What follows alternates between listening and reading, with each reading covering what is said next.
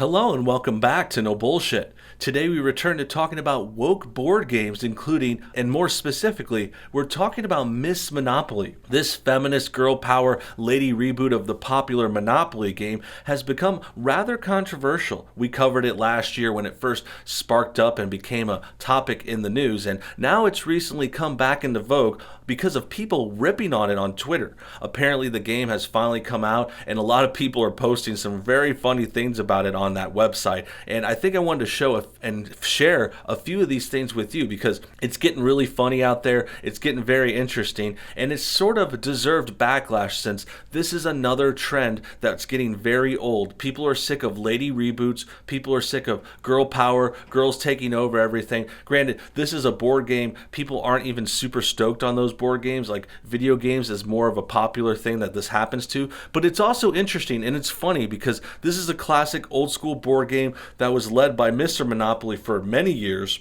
So now for it to come out with the girl version in 2020 is just perfect, and seeing the bad reactions to it is pretty hilarious too, just because we all laughed at it before, but now that it's spreading and going viral again, it's a lot of fun to watch. I mean, this is just classic leftist propaganda, pushing back on itself, backlash. They're giving people not what they want. They're giving people what they think people want. They're trying to push propaganda on us, and it's getting really old. So with that said, let's jump right into some of the examples. This one's from Stephen Miller. He says, he pulls a card, advance directly to Whole Foods, pay $500 for organic groceries.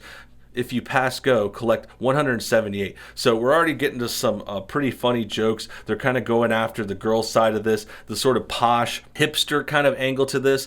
The next tweet below it says, Miss Monopoly is definitely an active Nextdoor user and gathering snitch. So this goes back to a few other things. Nextdoor is an app where you can kind of like log in and check out your neighborhood, see what's going on. But it's also kind of a thing where people snoop on their neighbors and maybe call someone out for this or that. It's kind of like how Yelp reviews became that way, where people would go on and give others kind of shitty Yelp reviews. It's happening on Nextdoor now. And then the gathering snitch part, that's of course about this whole lockdown situation and how we've had this quarantine order in most of America for a long time, and people are just kind of backlashing and against the people that are tattletelling on others who have gatherings. Now, granted, that's not the safest thing to do, maybe not the smartest thing to do, but you are in charge of your own life, and if people want to do things and they want to have this event or do something, I mean, it might not be the smartest thing to do, we might disagree, but it's also their freedom to do it.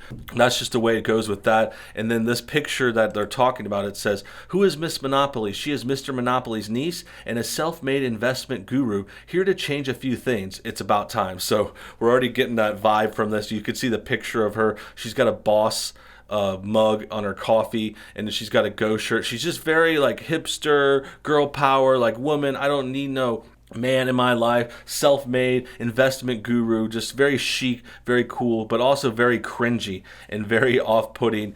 And just, I don't know who they're advertising this for. I don't know why everyone wants to advertise to SJWs and leftists, but it's just, it never works. It never turns out well. And I think the funny thing about this too is, I'm not sure where this comes up later, but some people were saying they call her self-made, like Miss Monopoly self-made, but she's also the niece to Mr. Monopoly, who was like this really rich guy. And I think there's even a point where it says Mr. Monopoly gave her seed money to start her own company and her own Miss Monopoly business. So she's not really that self-made as she claims. That's just kind of like that buzzword that people like to say, oh, I did it all on my own. But a lot of times that's not the case, especially with SJWs like this. Next, let's go on to this. This is actually a parody article, but I think it's rather hilarious. It says, a new version of Monopoly for Christian women has you recruit all the other players into a pyramid scheme. It says Miss Monopoly Church Edition. There's some funny titles. Choose from essential oils, makeup, handbags, health drinks, and more. Recruit your friends into your downline. So this is a sort of massive media marketing pyramid scheme kind of thing. It's like those girls who go around selling makeup and they try to get you to buy their makeup, and they just kind of get a group of people underneath their line, and then that's why they call it a downline. It's all a big scam, but it's just kind of them. The Babylon Bee is known for these funny parodies, and it's them making their own spin on Miss Monopoly. This is the church edition. It's also just taking a joke off of the girl thing, girl power, kind of showing how this really would be, like how it's kind of a goof on business side for women. Not saying they can't do well and have great businesses and be CEOs, but there also are a lot of women who do these pyramid scheme kind of things. They're trying to sell their makeup, handbags, essential oils, like this list says. Like that stuff really happens, and it's very dominant in women. It's like those ones, I don't know, those makeup girls that sell it door to door, and then they try to get you to sell it for them, and then every person underneath them is supposed to get them more money. But really, that's just forming a pyramid. That's why this massive marketing stuff, it never works out. It's just a scam, and it's kind of a goof on that, and it's funny. And then let's see if there's some comments. People are laughing. Many people fall for MLM schemes. So yeah, just people responding to that joke. And then next, let's go. This is where it really comes up. If you search Miss Monopoly on Twitter, you're going to get a lot of gems in there, a lot of funny stuff. This first tweet says, "Why does Miss Monopoly look like she has a blue check mark but only 1,200 followers?" Okay, that's a good comment on Twitter. Twitter tends to play favorites. They give blue check marks to people they call they're verified. And typically on most websites, it'll give it to like bigger accounts, like if you have 10,000, 100,000 subscribers, whatever it may be. But Twitter kind of goes low because they'll verify people just if they're a known like leftist or SJW. This never happens for conservatives. It could, but I hardly ever see it. But every once in a while, there will be like someone with 500 followers and a blue check mark, and it's because, I don't know, they interned at BuzzFeed one time, so they're connected to that source. But it's just, yeah, I think that's what they're trying to say. Miss Monopoly has that look. She looks like an SJW, looks like they say the Becky and Karen name now, like, you know, just kind of that whole idea of like the typical SJW girl, complains about stuff, acts like a feminist, says they started from nothing, but really they started from something. I mean, Miss Monopoly has Mr. Monopoly as her uncle, rich uncle, probably funding her things. And then, you know, this next one even says something about that. Miss Monopoly claims to be self-made, but she got her startup capital from uncle, Mr. Monopoly, the Monopoly guy. Since Miss Monopoly is trending, the story of the original Monopoly board game starting as a left-wing critique of capitalism made by a woman and is turning into this garbage is fascinating in all the worst ways. Okay, so this is interesting backstory. This is good because it's going over these different versions of Monopoly, and the original one was a left-wing critique of capitalism. So it was kind of like this socialist thing, right? It was like a socialist, like pro sharing money way back in the day, but that's like a very small original version that doesn't get a lot of hype. It's not what actually people know Monopoly for, because then it was changed, it was bought and resold and turned into this pro-capitalist thing. It's definitely got that vibe to it now. You buy property, you expand, you get money, you collect rent. Like these are all left-wing, anti-socialist things now, and it's definitely pro-capitalist. And so to see it become this thing with Miss Monopoly, which again, if you look at the original box, it says the first game where women make more than men. So that's like a promise to them. They'll say women are going to make more, and that's part of the game. Like women will get a certain amount more, and it's kind of ridiculous. Okay, here's a funny quote, a funny kind of gathering reporting fake. It says, "Yes, is this a city's attorney's office? Hi, this is Miss Monopoly. Great, thanks. Yes, I'd like to report a hair salon still operating during the shutdown. Sure, I can hold, but this is urgent." So this is another joke about how Miss Monopoly just looks like someone who would complain, someone with a stick up their butt, just someone that's an SJW hater, tattletale, looks like a Becky, a Karen, looks like a next door user, an angry Yelper, a snitch, that kind of stuff. And it's not to mock her, like it's just, I think it's because of the, you know, the kind of, I want to be a dude in business, the earrings. I mean, she looks fine in the picture, but you can kind of see where this is going with the whole idea of it too. Miss Monopoly is Miranda Cosgrove in a different font. I could see the similarities there. I wonder where that actress has been. I'm convinced that not only was Miss Monopoly created by a man, it was created by a man who does not understand the pay gap debate, or that, aside from the second place in a beauty contest card, the original game of Monopoly already encapsulated the spirit of gender equality.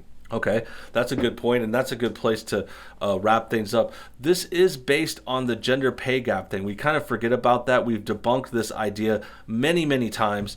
We brought it up briefly because on the board game's new box, it says the first game where women make more than men. Now, I don't think that's true, because women could make more than men on a regular Monopoly if they played well and they rolled the dice right and bought right properties. They could win and make money. I mean, there was already equality there. There was no gender bias in Monopoly, just like how there's no gender bias in Western world, in American business. Like, they try to pretend there's this big pay gap, but really there's just an earnings gap.